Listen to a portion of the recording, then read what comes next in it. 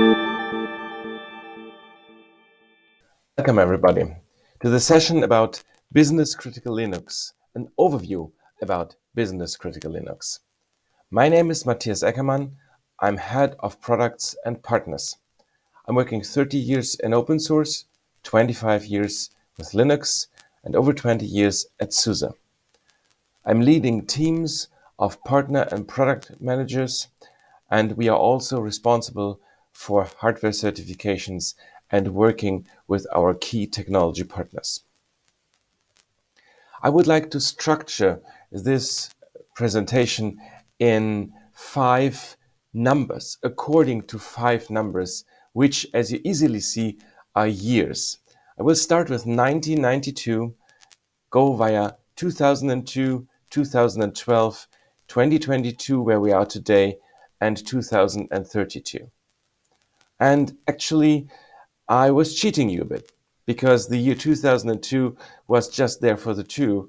It's actually 2000, and you will learn more about this very soon. In 1992, when Linux just has started, it was all about distributing Linux. It was all about getting Linux. And in this beginning, there were things like DVDs and CDs that we distributed to get Linux to the people. Or as we say at SUSE, in the beginning, there was the box, in German, die Box. And this box was already a very complete Linux system. And there were specific services included that SUSE did for our customers and for the community. Services such as to produce an operating system, actually to compile it, to package it, and to collect it according to the needs, to provide ease of installation and use, and to also document it accordingly, to distribute it to the people, and to provide training and support. Who were these customers? In the beginning, it were primarily consultants, enthusiasts, and also small businesses. But it was not enterprises or Fortune 500 companies. These started a bit later, because there was a need to bring Linux also to these companies.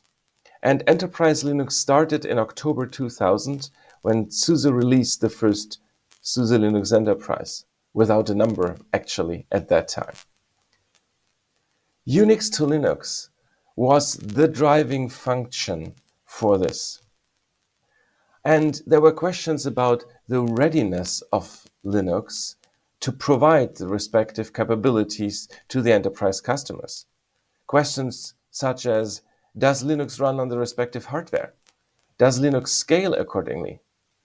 Which non-technical capabilities are needed? Which technical functionality is needed? And in the end, does Linux provide the necessary certifications? Let's start with non-technical capabilities.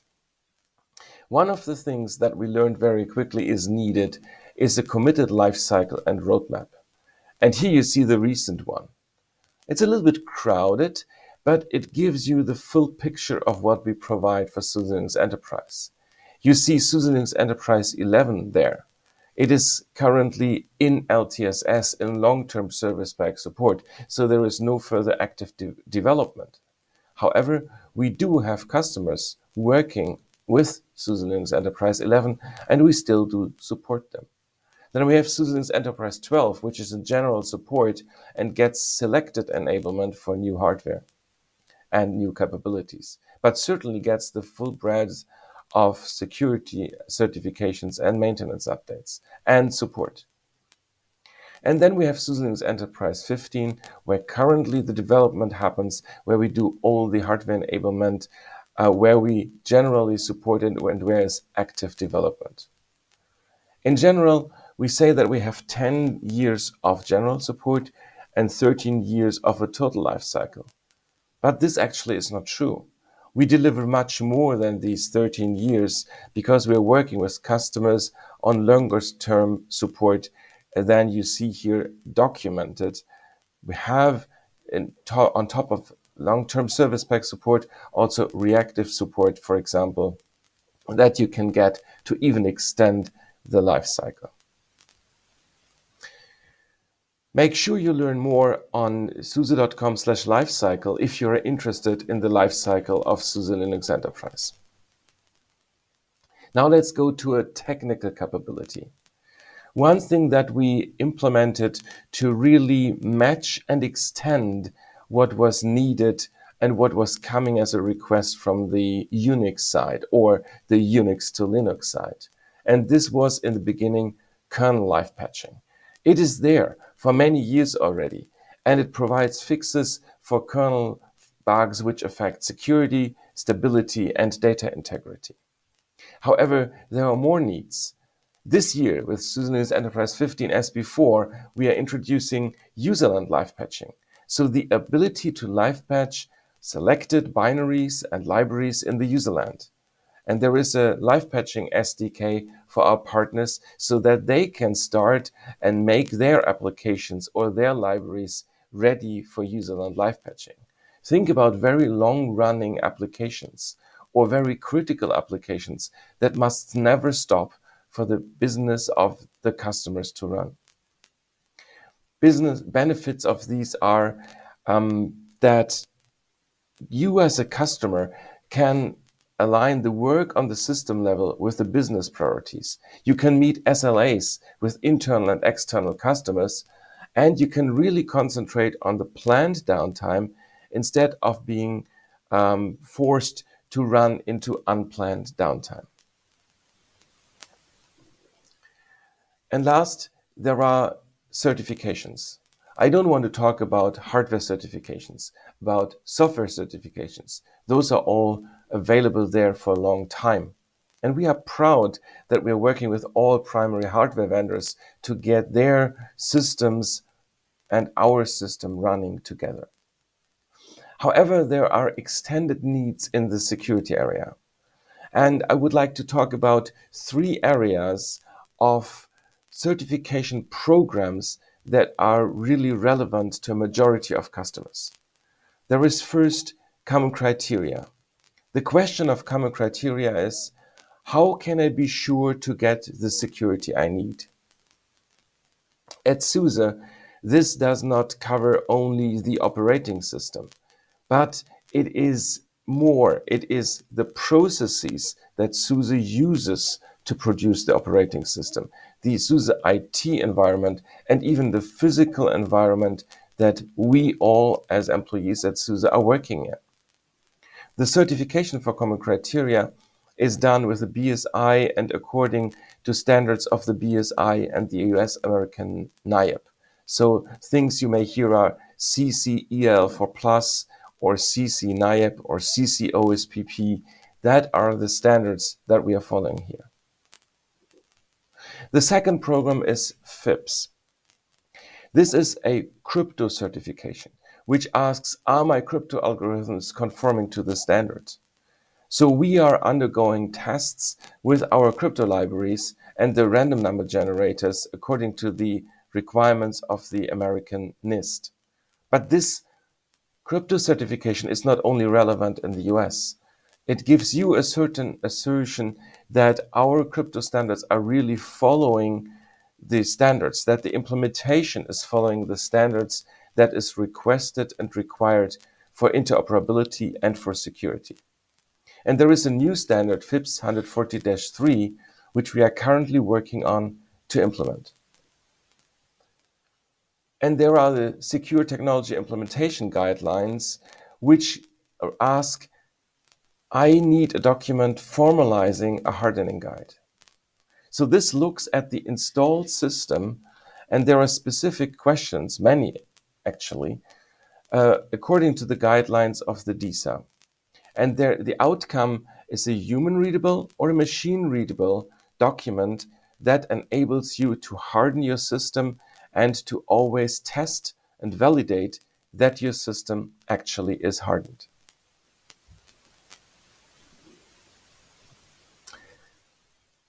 These capabilities have been developed before 2012.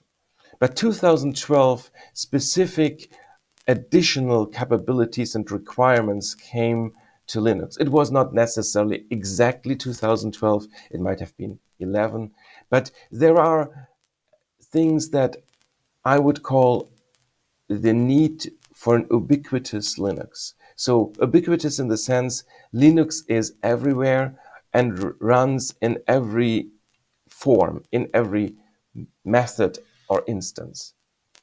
And there are two areas that I would like to discuss on this slide. Number one is the base level. Where does it run? It runs on desktops and in data centers. It runs in the cloud. It runs on the edge. And we actually already started what we called edge today. Back then, we had a real-time system, yes, but we also had retail systems. And these retail systems are also there since 2012 or even longer. And also the cloud was prevalent already. And in 2011 and 12, we also implemented the first Linux containers. Containers is this technology that is everywhere today, as you know. The second level is the architecture. I asked a few minutes ago whether Linux runs on all the hardware that it is necessary to run on. And yes, it does, because today we are providing SUSE Linux Enterprise on 4 architectures: AMD Intel 64, IBM Power, IBM Xeon Linux 1, and the ARM 64-bit architecture. And there has been another architecture even that we had for over a decade and that is now abandoned because it is not relevant anymore and not requested by customers and partners. I would like to look into the containers a little bit. I said we started this about 10 years ago. Yes, but it has developed heavily. And now what we have as part of SUSE Linux Enterprise programmatically are the SUSE Linux Enterprise-based container images, or in short, SLIBCI. These base container images bridge from a traditional to a cloud-native development model. They enable you to create cloud-native applications, to collaborate on them, and to share them.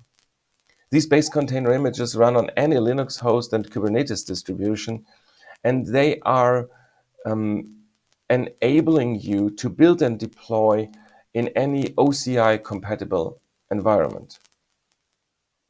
Compared to a full SUSE Linux Enterprise, these base container images have a rather small footprint. This also helps to reduce the attack surface. So it's again a security functionality that we are building here for you. It's also available on all hardware architectures and available also for deployment in CSP infrastructures. So this means it really fulfills one of the aspects of ubiquity for you. The other point of containers is not only the workload aspect, but the host aspect of containers. With SUSE Linux Enterprise Micro, we are providing a lightweight and secure operating system platform for containers and VMs. It is built from the very same common code base that all other SUSE Linux Enterprise products are built from. It has a small footprint with enterprise grade. It is lightweight, it is an immutable OS, and while running in the data center and also on big machines, it is optimized for embedded devices, edge use cases, and industrial IoT. It has all the capabilities that you need to run mission-critical applications on top of it as containers or as VMs. There is the immutable design and specific security features that help you to make your system and your application stack very secure. And it is prepared to support very long product life cycles. Again, you see the non-technical capability of lifecycle here again that we already discussed when we talked about Unix to Linux. SUSE Linux Enterprise also has low maintenance. The goal is that we have something like, as a colleague once said, an invisible OS. It is just there. It does its job and the goal is to have kind of zero maintenance infrastructure for this. As this is all open source and modular and also easy to customize for developers and system integrators, it is a perfect basis for your container infrastructure or to run your Kubernetes infrastructure. SUSE Linux Enterprise Micro is built from ground to support containers and also to support VMs, and this to enable a microservice-based architecture. Actually, the name SUSE Linux Enterprise Micro does not come from a size, but it comes from the capability to build microservice infrastructures.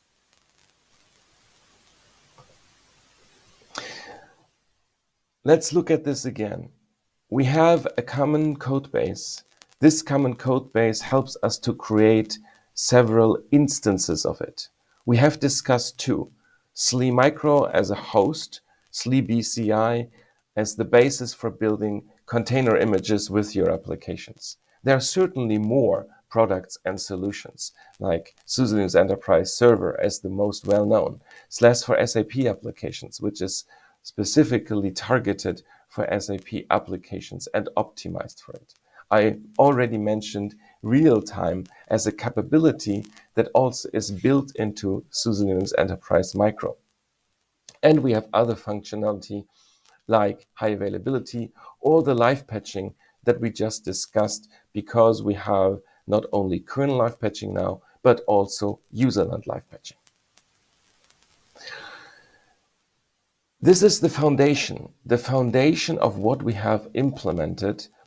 And we are in the year 2022, and other aspects of what is relevant for our customers and partners show up. And one of these aspects is supply chain security. So let's quickly look at the secure software supply chain. We are working in an open source world, and there is a lot of community code. So one of the responsibilities that we see for ourselves and that we have started from the beginning is that we review the code, that we not only take it, but also that we look at it, that we qualify it, and then according to this, do a selection of packages. Certainly, we also have to compile and build it. I said this was where we started in 1992. And we put on top of this building also testing. Automated testing is the majority of work, but there is also a lot of manual testing necessary to really qualify the software that we give to you as our software stack, that we support for you and that we support you on top. We also have to secure the way how you get your software. This is securing the delivery network. There is more around this. There are processes around this, how we produce our software, how people have to interact to make this software qualified for our operating system. And this is what we have certified with the already mentioned Common Criteria certification and EL4+ with the German BSI. It is more than just the software that is certified. It is the processes, the ways how we produce it, the ways how we make sure that the software that we give you is really the software that we want to give you, so that you can build trust with us and that you trust in the software that you are running your workloads and applications on top. This secure software supply chain is implemented partially using the open source open build service technology. It builds from sources and outputs in all kinds of forms that we already discussed when we talked about ubiquity. So we are not only discussing RPM packages here, but it also can output containers. It can produce ISOs. It can produce all these things on all the various architectures and also in the forms that are needed, for example, to run something directly in a CSP infrastructure. So virtual machine images that can directly run in a specific cloud. We can actually not only build for SUSE Linux Enterprise, but for many Linux distributions out there, because our system is so flexible and is actually also used by more than 70, might be even more than 100 companies out there who build their operating systems with it, Linux-based obviously, who build packages and software with it. So who mimic what we have done, use our open source technology. Some of those have also, thankfully, contributed back to the open build service technology. One of the assets that is often mentioned is reproducible builds. Reproducible builds means that at any point in time, you can go back to the time when you originally have produced a package and create it in exactly the same way. Modulo, probably timestamps that might be there.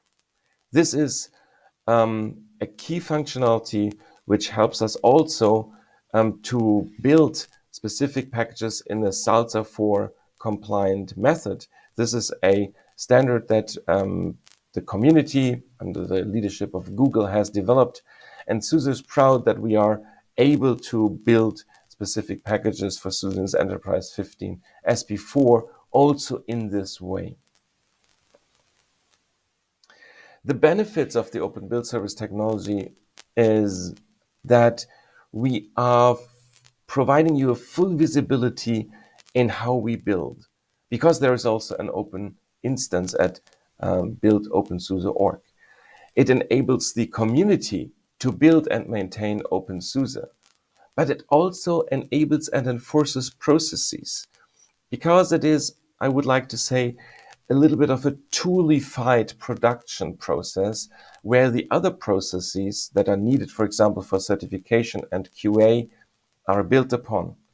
And in this way, Open Build Service contributes to the trust that you can have in SUSE Linux Enterprise. From 1992 to today, we have achieved several things. We have built processes.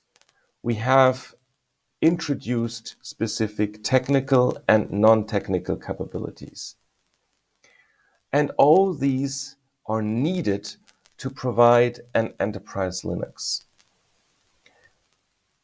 Enterprise Linux for you as a customer or for you as a partner is primarily, from my perspective, about compliance. And I would like to describe compliance very briefly as a state that is the result of certifications, services, and assurance. Let's briefly look into these three pillars. Certification means there is a qualification in a specific context. It's qualification in the context of hardware, qualification in the context of verticals, software, ISVs, or cloud service providers. Certifications in the context of security and governmental requirements, or certifications when we are thinking about cars or aerospace, about safety. Also, the secure software supply chain can be seen as kind of a certification, because we are working with standards like Common Criteria or SALSA to make sure that our secure software supply chain is compliant. It also includes open source collaboration. It includes the hardening and secure building, testing, and maintaining. The second pillar of compliance is services and support. This is what SUSE provides you, what human beings at SUSE provide you with. So this means guaranteed response times. It means that we have support path options that match your needs. that we provide, for example, program temporary fixes. This means quick fixes specifically for your environment if you run into an issue before we then bring this into the broader maintenance updates. We certainly have availability 24/7.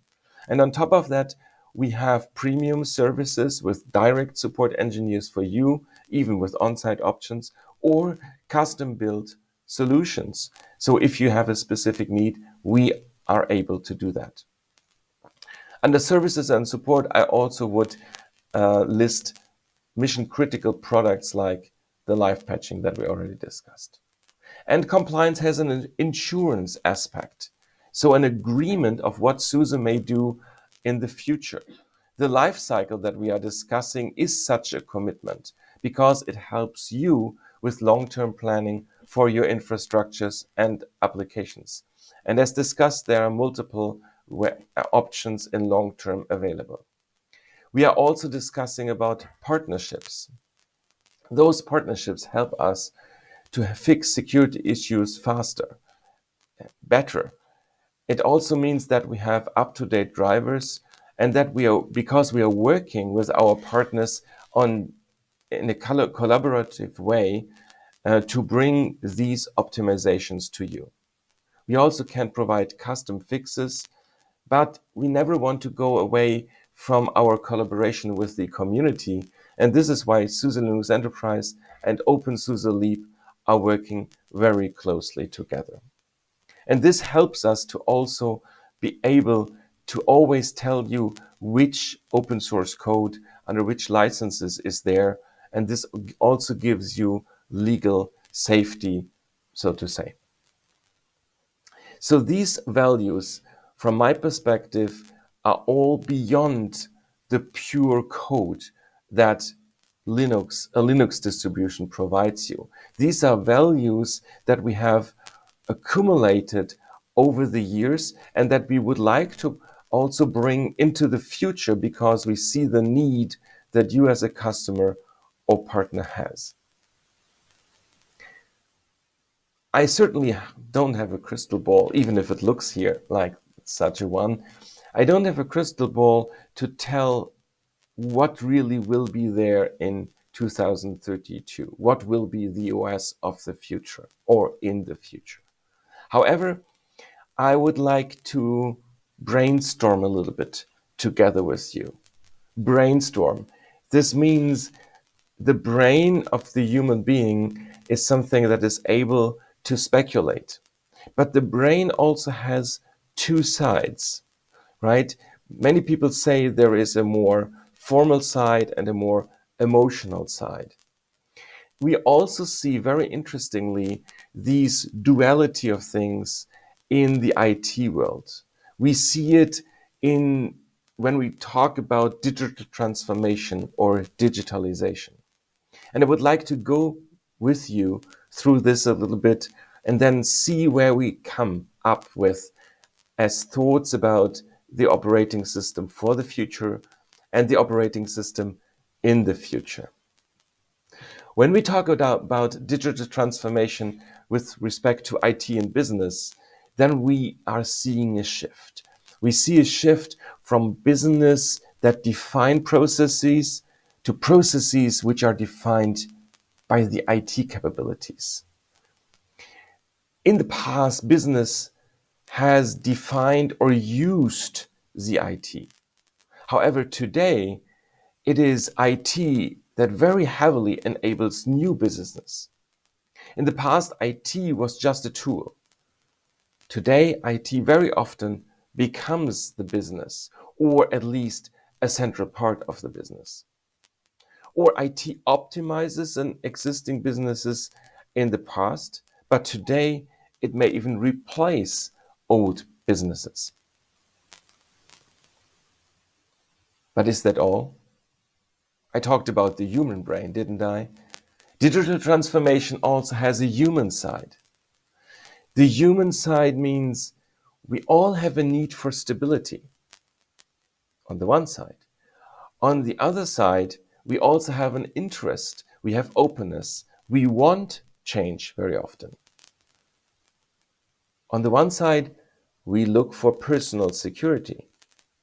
But don't we often feel that personal security is not everything? So we want to take risks. We may take risk, and it might be even interesting for us. In the past, we have very often talked about well-known businesses. Yes, I'm 23 years with SUSE, and this might be seen as a little bit of a origin, a conservative side. But on the other side, I'm working in the IT industry, so I am willing and I'm looking for new and uncertain worlds out there and new endeavors that we can approach.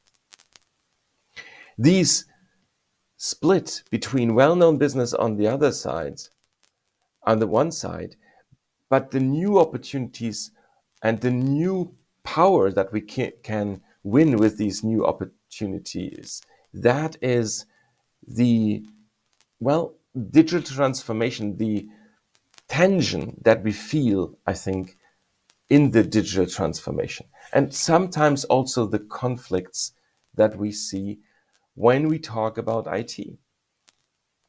Because in the IT, we have certain options, certain things that might be the opposite of what we want to achieve, or they might contradict each other.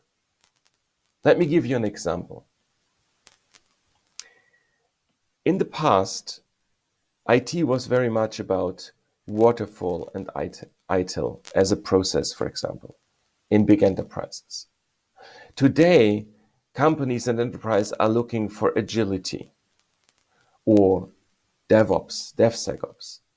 But nevertheless, and that is a little bit contradicting, we also see not only the short cycles that I have listed here on the right side, but we also see the need for long-term support, because the requirements of Edge and IoT enforce that you are thinking for not only a year or a sprint, which would be even shorter, but that you're thinking about 10 years or 15 years, because this is the life cycle of the IoT devices that you have there. So we have an interesting duality here, the duality between reliability and agility, the duality between conventional projects and new projects. And as I said, from my perspective, the most interesting aspect, the duality between agility and short cycles and long cycles in the past, but also the requirement for long support cycles in the future. That is not easy to solve, and it puts us as the provider of an operating system into an interesting conflict, a positive conflict which can create new ideas. So when we are looking back in the past and today, we have the operating system being a distribution, a pre-packaged distribution of open source packages. But we have discussed that there is probably another need behind that that is more relevant today. This is trust. This is the secure software supply chain. Open source technology is everywhere. You as a customer, you as a partner, want to know that this software that you're using is secure, that you can trust this software. So the requirement towards us might not be only the distribution, or not anymore distribution primarily, but it might more be, how can you, SUSE, help us to build this trust? How can you help us to build a secure software supply chain? How can you contribute to a secure software supply chain? In the past, development of the operating system was very often feature-driven. We have talked about a few features only, but actually there have been 10,000 of features that we have implemented together with the open source communities. But features are not everything. One thing that we already discussed in the past is the ease of use. right? Remember 1992, when we started distributing, there was also a little bit of this aspect of ease of use. But the understanding of ease of use might be a complete different today. And this is what we need to follow. We need to follow your understanding of ease of use so that you can really bring the full power of open source technology to your businesses. In the past, we have seen a lot of application-centric development. Applications will not go away, but the shift is there that we look at the data, what we can do with the data, how we treat the data, how we store the data, how we analyze the data. In the past and today, we have off-the-shelf offerings. In the future, yes, off-the-shelf offerings will also be there. But what we will also see is a lot more customization. And I already talked about the need for ultra-long life cycles to fulfill the requirements of Edge and IoT. In the past and today, we are running Linux operating systems in the data center, on premises, on homogeneous hardware, and we have started to look into other ways like Edge, Core, Cloud. In the future, it will not be homogeneous anymore. It will be heterogeneous. It will be distributed. And the applications, the data even, will not be at one place, but they will be on and off premises. This shows a certain split in the brain, right? But on the other side, it is all one brain.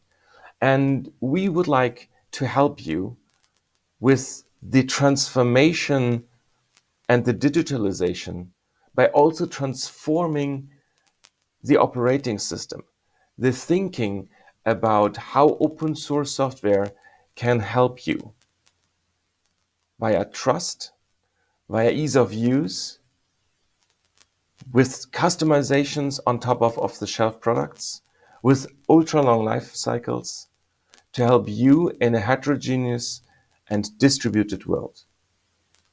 Thank you very much.